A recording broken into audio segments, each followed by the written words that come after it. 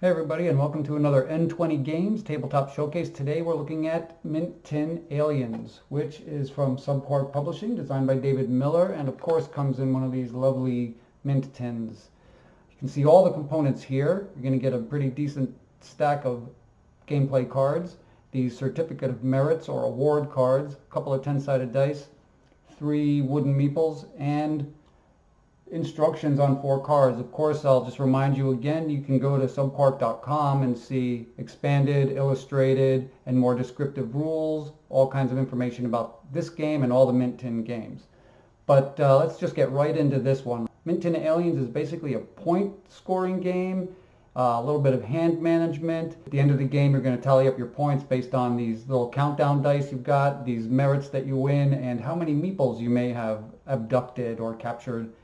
And whoever has the most points is the winner. So let's just take a quick look at how to set up. You'll take the play cards, shuffle them up, and you'll deal out 5 cards. Let's orient them for the camera though, why don't we?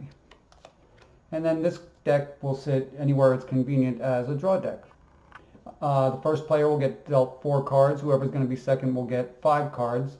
And your hand is made up of these various UFO, crop circle, abduction cards, etc. And you're trying to make matches. The matches are used to win these awards. So you're trying to commit an abduction. Everybody knows we need more cows on whatever planet we're from. Mind control, which scores the most. Sightings, we are here. And then the extra credit cards, which can be won with any match. So on your turn, you can draw 2 cards. You can draw 1 or 2 face-up cards, or should I say, you can draw 2 from the face-up public pool. You can draw 2 from the face-down deck, or 1 from each. There's a little exception in there with the multi-pass card. If you take one of these from the face-up pool, that's your only draw that hand, because this is a wild card.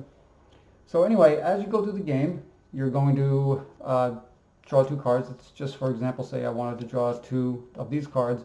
As you can see, I've got a lot of UFOs in my hand. So let's go ahead, take a couple of those, discard them, and get this Certificate of Merit.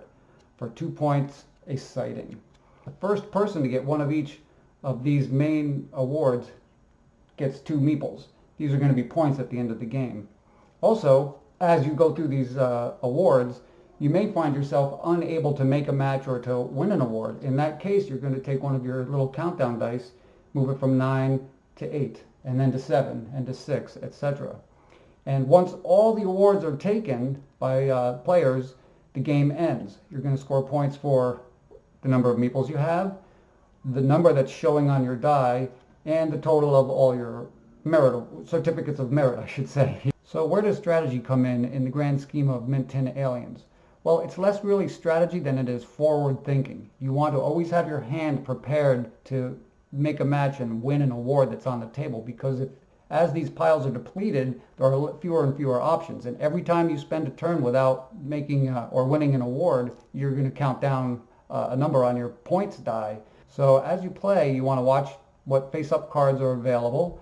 They do, I should mention, get replaced every time they're drawn, and make sure that your hand is filled with cards that can win an award. You, of course, want to go for the pricier awards to get more points, but you always want to make sure that there's at least something in your hand, or that you know you can draw something that will get you an award that's available.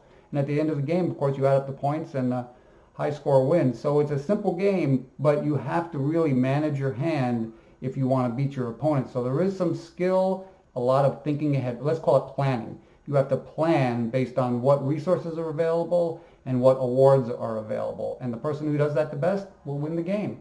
So thanks for tuning in again. Of course, this has been Mint Tin Aliens. Yeah, I hope it's in focus there. A really fun little game, and I mean little because it fits in a mint tin, from subQuark Publishing. I really enjoyed this. The people at my local game shop really enjoyed it, and I think you might too. Thanks for tuning in, and may all your 20s be natural.